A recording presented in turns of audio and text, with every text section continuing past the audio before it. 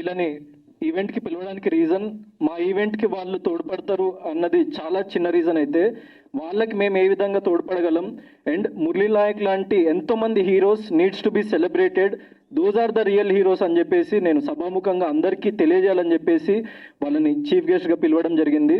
And thank you. And అమ్మ sir, నేను మీ కొడుకునే అనుకోండి, మీకు ఎలాంటి ప్రాబ్లం ఉన్నా ఎప్పుడు ఎలాంటిది ఉన్నా కూడా మీరు ఎట్లా చెప్తా ఉన్నాడు, ఎట్లే డైలాగ్ సేమ్ మురళి కూడా ఎట్లే అనేవాడు. థ్యాంక్ యూ అమ్మా. మీ కొడుకు నాలోనే బ్రతుకున్నాడని చెప్పేసి మీరు అనుకోండి, మీకు ఎలాంటి ప్రాబ్లం ఉన్నా కూడా నేను వస్తా, నేను చూసుకుంటా.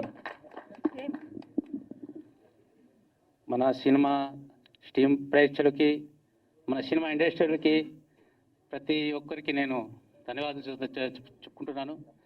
మన గౌతమ్ సార్ హృదయం ఎంత గొప్పదన్నదే మీ అందరికీ తెలుసు. కానీ ముందరికి పేదవాళ్ళకి నా చేతన సాయం చేస్తారని అంత గొప్పగా అంటున్నా అంటే నా గుండె సంతోషం అవుతుంది. Thanks sir. నేను అందరికీ ఒక మాట చెప్పాలని ఉంది. ఇప్పుడు ఎట్లా మాట్లాడినాడు గౌతమ్ సారు, ఇట్లే మురళి కూడా ఇట్లే మాట్లాడేవాడు సేమ్. నేను అనేది రన్నింగ్లో గిన పాస్ గెలిస్తే గిన నాకు ఫోన్ చేసి ఫస్ట్ నాకు ఫోన్ చేసేది, అమ్మ నేను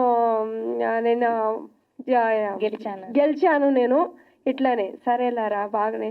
ఓడిపోతే గిన మొగమంతా సన్నగా చేసుకునేవాడు. నేను అనేది, చూడు బేటా, ఒక దినం గెలుస్తాం, ఒక దినం ఓడిపోతాం మనము, ఇట్లని నువ్వు బాధపడకూడదు బేటా ఇట్లని నేను అనేది. నాతోనే ఏందన్నా మాట్లాడేదంటే నాతోనే షేర్ చేసేది వాడు. వాలీబాల్ అంటే చాలా ఇష్టం మురళికి.